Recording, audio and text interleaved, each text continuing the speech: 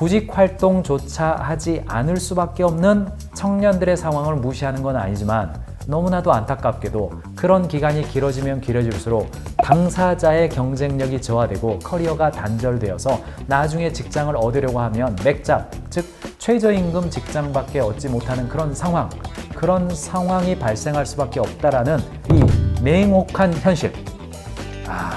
냉혹한 운명의 화살을 맞고 마음속으로 감내해야 되느냐, 아니면 노도처럼 밀려드는 사회와 맞서 싸워내야 되느냐, 이것이 문제로다. 어느 것이 옳은 일일까? 조너선 하이트, 여러분 많이 읽으셨죠? 바른 마음의 저자이기도 합니다. 옳고 그름, 뭐 진보와 보수 이런 거 따지지 말고 그런 것들은 상대적인 것이기 때문에 바름이 무엇인가에 대해서 이야기하자. 조너선 하이트의 이야기죠. 나쁜 교육에 대해서 이야기를 했는데요. 보십시오. 학생들은 합의된 환각, 즉 매트릭스 세계에 살고 있었다. 집단 내에서만 상호작용하며 외부인과는 소통하지 않았다. 소셜미디어는 이러한 환각을 초고속으로 전파하기에 더없이 좋은 환경을 제공했다라고 일갈을 하고 있는 겁니다. 과도한 안전주의와 책임 회피, 역경 회피를 비판한 조너선 하이트입니다.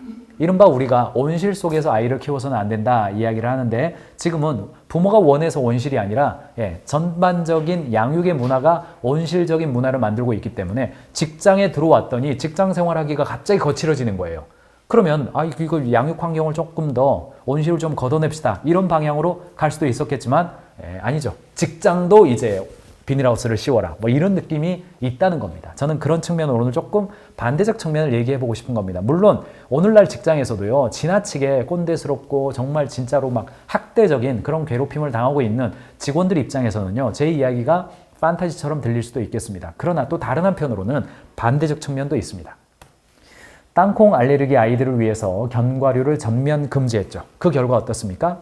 땅콩 회피군 아이들이 지나친 회피로 정작 알레르기 발생률이 더 높아지는 아이러니가 발생하는 겁니다.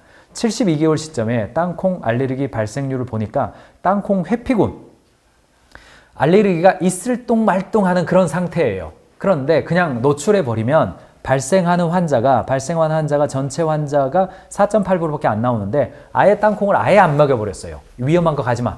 야, 접근 가지마. 조심해. 아예 땅콩을 안 줘버렸어요. 그랬더니 발생 비율은 18.6%로 오히려 증가하더라라는 이야기인 겁니다. 한편으로는 참 죄송하고 미안한 이야기입니다만, 최근에 그냥 쉬었다라고 말한 인구, 청년들이 한 50만 명 넘죠. 청년들이 한 50만 명 넘는 겁니다. 20대, 30대 합하면 그 정도 나와요. 전체 2020년 기준으로 그냥 쉬었음 인구가 236만 명이고 청년층에서 50만 명 이상이 그냥 쉬었음이에요. 구직 활동조차 안 하는 겁니다. 경제활동 인구에 편입도 안 돼요. 불안정한 도전을 피하고 안정만 쫓는 선택이 단기적으로는 마음이 편할지 몰라도 장기적으로는 경쟁력 저하와 커리어 단전을 야기할 수 있다는 것을 잊어서는 안 됩니다. 구직 활동조차 하지 않을 수밖에 없는 청년들의 상황을 무시하는 건 아니지만 너무나도 안타깝게도 그런 기간이 길어지면 길어질수록 당사자의 경쟁력이 저하되고 커리어가 단절되어서 나중에 직장을 얻으려고 하면 맥잡, 즉 최저임금 직장밖에 얻지 못하는 그런 상황이 발생할 수밖에 없다라는 이 냉혹한 현실. 사느냐 죽느냐, 이것이 문제로다. To be or not to be, this is problem. 사느냐 죽느냐, 이것이 문제로다. 냉혹한 운명의 화살을 맞고 마음속으로 감내해야 되느냐, 아니면 노도처럼 밀려드는 사회와 맞서 싸워내야 되느냐, 이것이 문제로다. 어느 것이 옳은 일일까?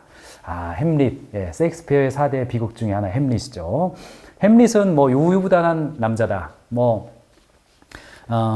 자신의 어머니와 결혼한 자신의 아버지를 죽인 자신의 어머니가 클로디아죠. 그리고 자신의 아버지를 죽인 이제 큰아버지죠. 큰아버지인데 큰아버지 이름은 생각이 안 납니다만, 어쨌든 그런 상황이면 당시에는 바로 결투를 신청해가지고 그 부당함을 알리고 그 왕위를 승계하는 것이 너무나 당연한 일이죠. 근데 그걸 두고 to be or not to be, 사느냐 죽느냐, 이것이 문제로다. 그러니까 햄릿으로 이야기를 하는 거죠. 무슨 이야기 하다가 햄릿 이야기가 왔는지 생각이 안 나네요. 아무튼 우유부단하게 앉아있는 것 그 자체가 본인의 경쟁력을 저하시킬 수 있는 그런 관점이 된다는 거, 그 기준을 명확하게 얘기해 줘야 된다는 거예요.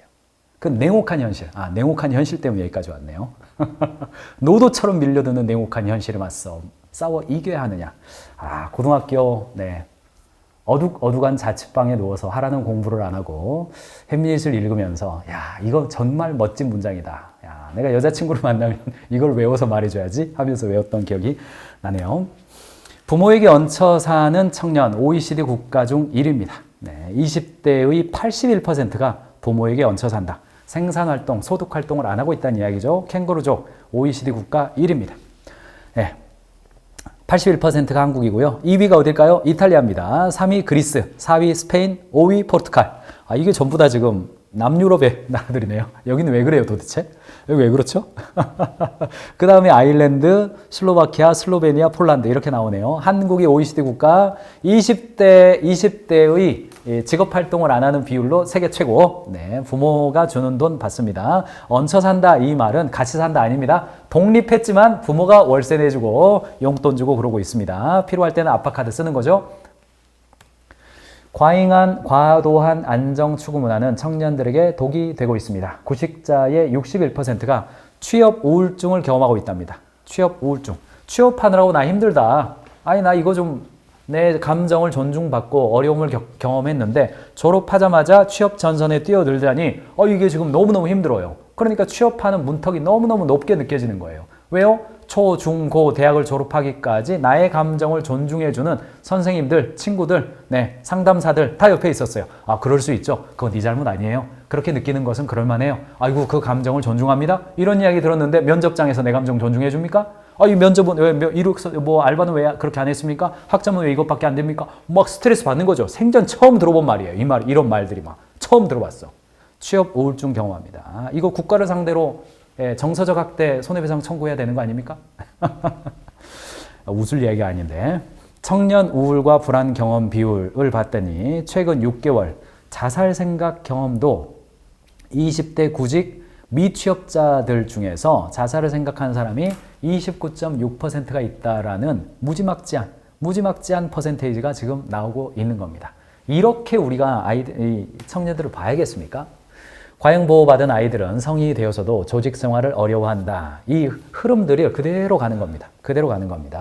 기업 2곳 중 1곳, MZ세대 조기 퇴사 비율이 높다. MZ도 MZ가 불편하다. 직장인들 76%, 세대 차이 공감하고 있습니다. 자, 직장 내 세대 차이 여부 약간 느낀다인데 세대 차이를 겪는 주요 직급은 사원급입니다. 주로 세대 차이인데 사실은 세대 차이가 아니라 뭐예요? 갈등 조율 능력을 서로가 하지 못하고 있는 거예요. 세대 차이가 문제가 아니라 커뮤니케이션 역량을 서로가 아직 못 배운 거예요. 이렇게 보는 게 맞죠. 내가 지금 20대 후배가 내 직원으로 들어왔어요. 그 후배랑 대화가 좀 어려워요. 그러면 그걸 왜 세대 차이로 보세요? 그 후배 직원과 대화가 어려운 커뮤니케이션의 문제로 보셔야지 왜 그걸 집단화시켜가지고 MZ세대는 어려워 그러십니까? 20대는 어려워 왜 그러십니까? 그 사람이랑 힘든 거예요. 그 사람이랑 힘든 겁니다. 개별화의 문제로 봐야 되는데 이것을 집단의 문제로 보니까 해결하기가 어려워지는 겁니다. 결론 부분으로 가겠습니다. 지금은 이제 과잉 감정을 넘어서 책임지는 사람으로 이동해야 할 때가 되었습니다. 물론 우리가 직장 생활하면서 사람 차별하기도 하고 과거에 참 야만의 시대도 있었습니다. 재떨이 날라오고 A4 용지 던져버리고 이따위 이런 이야기, 거기 출신 이야기, 거기 지역 이야기, 거기 여러 가지 이야기 저도 들어봤습니다. 네 잘못이 아니야. 이런 위로도 필요하죠. 그런데 너무나도 과도하게 너의 잘못이 아니야, 네 잘못이 아니야 이런 책들 무지막지하게 나옵니다. 때로는 저는 이런 책들을 보면서 너무 인기 영합주의 아닌가라는 생각이 들기도 합니다. 관점을 좀 보시죠. 자, 줄리안 로터라는 분이 있습니다. 통제 소재의 이론을 1954년부터 미리 발표한 분인데 어떤 이야기냐면 학습 동기와 보상 동기죠. 학습 이론과 동기 이론을 통합하면서 사람들이 어떤 신념 체계를 가지고 살아가는지에 대해서 주목했어요. 어떤 이야기냐? 내적 통제와 외적 통제가 있대요. 사람들이. 내적 통제자와 외적 통제자가 있대요. 예를 들어서 어떤 사람은 어떤 일을 진행할 때 어떤 상황에 대해서 컨트롤 센터가 내부에 있어요. 인터널에 있습니다. 어떤 상황을 볼 때 책임감, 자기주도성, 회복 탄력성, 내가 바꾸면 된다. 라고 생각하는 관점이 있고요. 어떤 사람은 외적 통제에 중심을 둔대요. 수동성, 피해의식, 방어적 태도로 가져요. 어떤 결과가 운이나 상사나 제도나 타인, 외부 요인에 있다고 생각해요. 이런 사람은 언제나 나는 피해자다라고 생각한답니다. 그래서 내적 통제를 가지고 있는 사람은 자신이 인생의 결과를 스스로 통제할 수 있다고 믿고 책임을 집니다. 목표 달성을 위해서 노력해요. 더 건강하고 행복한 삶을 사는 경향이 있답니다. 반대로 외적 통제에 있는 사람은 결과가 외부 요인, 즉 운이나 상황에 달려 있다고 믿는데요. 외부를 탓하고 자신의 노력이 필요 없다고 느끼고요. 무력감이나 우울을 느끼기 쉽다고 합니다. 이런 관점들 어떻습니까? 그렇기 때문에 회피 성향을 가지는 그런 것들을 이동하려면 내적 통제 중심 문화로 이동해야 됩니다. 경영자가 어떤 상황을 바라볼 때, 야, 외부가 이래서 어쩔 수 없었어. 아, 고객이 이래서 어쩔 수 없었어. 이런 문화로 가면 안 되고, 야, 우리가 어떻게 하더라면 더 잘할 수 있을까라는 관점으로 이동해야 된다는 거예요. 실패와 스트레스를 외적 통제에서 내적 통제로 프레임을 변환하고, 우려와 반추의 사고가 아닌 실패를 성장의 일부로 보는 프레임으로 이동해야 된다. 조금 더 쉽게 말해볼까요? 조던 피터슨이 12가지 삶의 법칙을, 12가지 법칙을 에서 무슨 이야기 했습니까? 세상을 탓하기 전에 방 정리부터 해라. 이런 이야기입니다. 사회와 거대 담론, 정치가 바뀌고 문화가 바뀌고 사회 시스템이 바뀌고 취업 환경이 바뀌고 법이 바뀌고 이런 것들 당연히 필요합니다. 당연히 필요해요. 그런데 이기적으로 생각해 보자고요. 이기적으로 생각했을 때에 내 삶의 행복을 위해서는 세상이 바뀌는 거 중요하지만 당신의 삶의 행복에 가장 큰 영향을 미치는 것은 아침에 일어날 때 당신이 침대 시트를 잘 정리하고 일어날 수 있느냐. 그것이 당신의 삶의 행복에 가장 큰 영향을 미친다라는 조언이 조던 피터슨의 조언이기도 한 겁니다. 결과적으로 경영자들은 직원들에게 부정적 감정을 주는 것이 힘들어한다고 합니다. 부정적 감정 때문에, 감정을 중시하는 문화 때문에 피드백을 주는 것을 힘들어해요. 자, 어떤 부정적인 어떤 이렇게 편안하지 않은 피드백을 주는 것에 대해서 언제 매니저들이 힘드냐라고 물어봤어요. 그랬더니 가장 높은 것은 전반적인 커뮤니케이션 자체가 힘들다가 69%예요. 근데 그 다음이 직원들의 성과에 대해서 직접적인 피드백이나 비판을 줄 때 부정적인 어떤 직원이 부정적으로 반응할까봐 힘들다가 37%예요. 자신의 약점을 드러내는 것, 성과를 공로로 인정해주는 것, 회사의 방향성을 이야기하는 것, 정확한 업무 지시 내리는 것 순서대로 나왔는데 매니저들은 뭐가 힘드냐? 직원들이 부정적으로 반응할까봐 힘들어요. 결과적으로는 어때요? 출발점이 어디서 옵니까? 감정에서 와요. 지금 이 직원이 오늘 마음의 상태가 어떤가? 그 눈치를 보느라고 피드백을 결과적으로 회피하죠. 결과적으로는 성과가 부진해져요. 갈등도 생기고 불만이 생깁니다. 책임 회피 문화로 점점점 이동해 가는 겁니다. 이런 관점으로 가는 게 아니라 어떻게 하면 감정에서 출발할 거냐가 아니라 뭐예요? 책임에서 출발해야 됩니다. 물론 감정이 책임의 반대말은 아닙니다만 책임에서 출발해야 결과는 책임을 감당할 수 있는 문화로 간다는 겁니다. 네, 아이가 집에서 놀다가 어항을 떨어뜨렸어요. 어항을 떨어뜨렸습니다. 그 아이가 얼마나 당황스럽고 힘들겠습니까? 그러나 어이구 괜찮아, 네 잘못 아니야. 아니죠. 아이가 잘못했죠. 왜 어항을 만진 겁니까? 어항을 만져서는 안 된다고 가르치고 어항 만진 것에 대한 책임은 지게 만들어야 되는 거죠. 그러므로 그 당장은 어이구 당황했겠다. 괜찮아. 뒤로 가. 엄마가 치워줄게. 유리 만지지 마. 만지지 마. 해야죠. 그러나 거기서 끝나면 안 된다는 이야기예요. 아이의 감정은 받아주되 책임에 대해서는 얘기해야 된다는 겁니다. 그런데 경민아, 너 어항에 가까이 가지 말라는 엄마 말 기억해? 어항에 가까이 갈 때 엄마 말 생각났어? 생각났지? 근데 엄마 말이 생각났고 만지고 싶은 마음도 있었을 텐데 왜 만지게 됐어? 다음에는 그거 만지면 어떻게 되는지 알아? 책임에 대해서 얘기해 줘야죠. 괜찮아, 네 잘못 아니야. 아닙니다. 아닙니다. 조직 또는 직원 유형별로 약간씩은 다릅니다만 감정 과잉 진단 조직이 있죠. 억제용 조직이 있습니다. 감정을 아예 관리하지 않는 거죠. 이거는 이제 과거의 이야기입니다. 경청 루트로 확보할 필요가 있습니다. 오늘은 여기에 포커스하고 있지는 않습니다. 이겁니다. 과잉 수용형 조직입니다. 직원의 기분을 지나치게 고려해서 불편한 얘기를 못하고 책임 회피하는 성향이 많죠. 직원들 입장에서는 주어진 일을 하고 그 결과에 대해서는 책임 안 지고 팀장이나 경영자가 책임져야 되는 그런 상황이죠.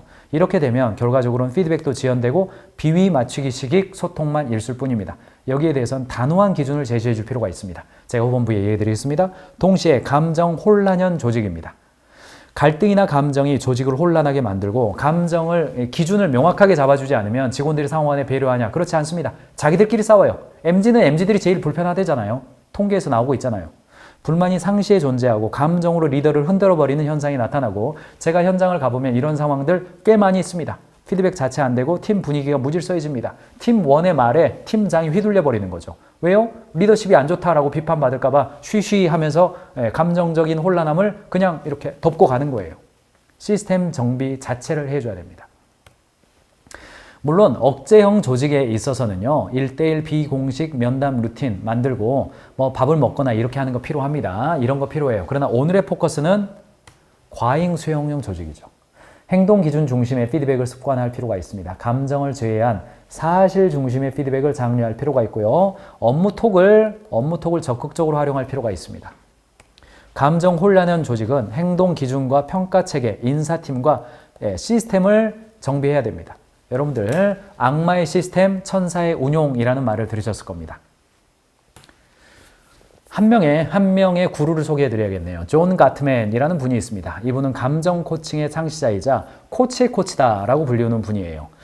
이분은 부부간의 대화의 그 언어를 분석해서 이 부부가 언제 이혼할지에 대한 어떤 이론적 기반을 제시해 준 분이기도 합니다. 그런 어플리케이션도 있습니다. 40여 년 이상의 3,600상 이상의 부부를 연구해서 결혼 생활과 가정 생활의 가이드를 해 주었어요.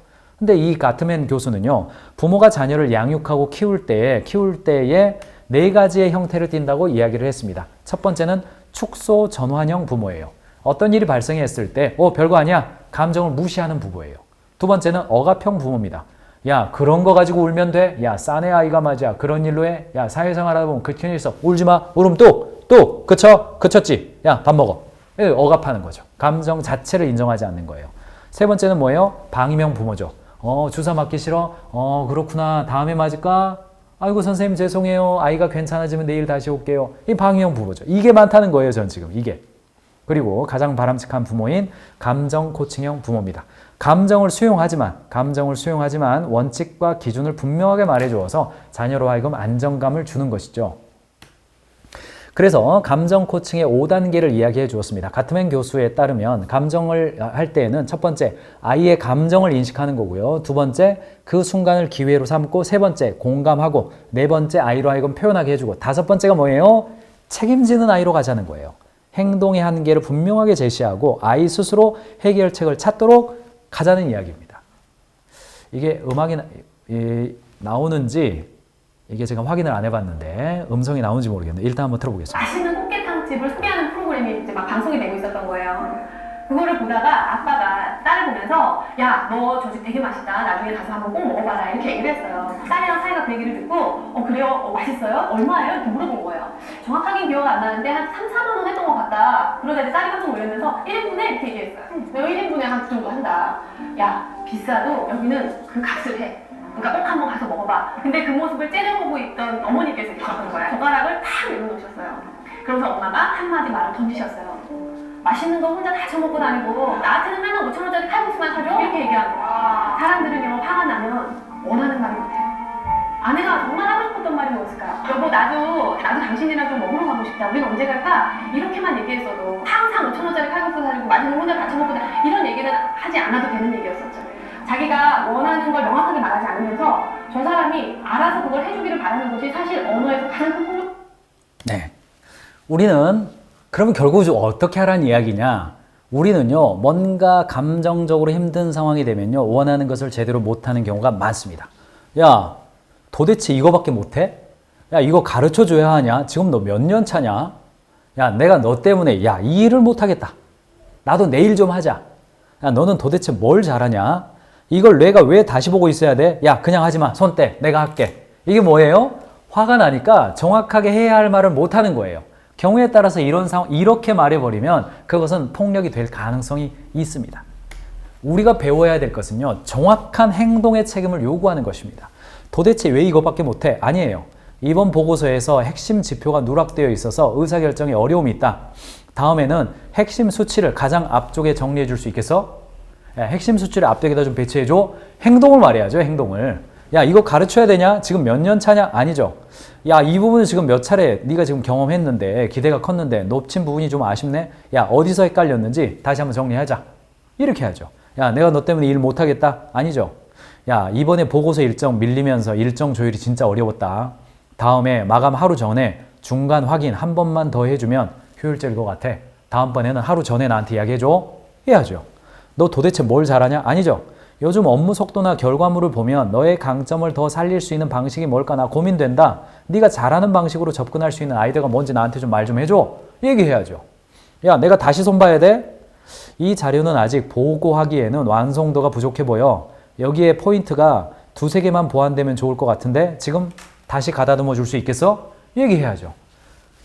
감정을 표출하는 것이 아니라 책임질 수 있도록 행동의 구체성을 얘기해야 되죠. 지나치게 감정 중심적인 금쪽이 네 가지가 있을 수 있을 겁니다. 감정 폭발, 왜 나만 갖고 그래요? 억울함 저장, 인정 욕구, 책임 회피, 이런 형태가 있을 수 있습니다. 그런 경우에는 우리가 이렇게 말하는 겁니다. 소리치는 게 아니라 책임지는 게 당신에게는 당신을 보호하는 방법이에요. 지금 말하는 방식은 우리 기준에 맞지 않아요. 우선은 이 행동부터 바로 잡읍시다. 감정 폭발형, 억울함 저장형. 억울함 저장형 뭐라고 말합니까? 말 안 하면 아무도 모릅니다. 성과를 내도 말을 안 하면 오해하기 쉽습니다. 혼자 생각하지만 말고 필요한 건 말로 꺼내고 책임질 건 행동으로 보여주세요. 얘기해야죠. 인정 욕구는 뭡니까? 열심히 한 거 압니다. 그러나 결과를 만들기 위해서는 계속 달려야 됩니다. 꼭 인정받는 게 중요한 건 아닙니다. 우선은 자기 일을 잘하는 거에 집중합시다. 얘기해야죠. 자, 책임 회피형은 어떻습니까?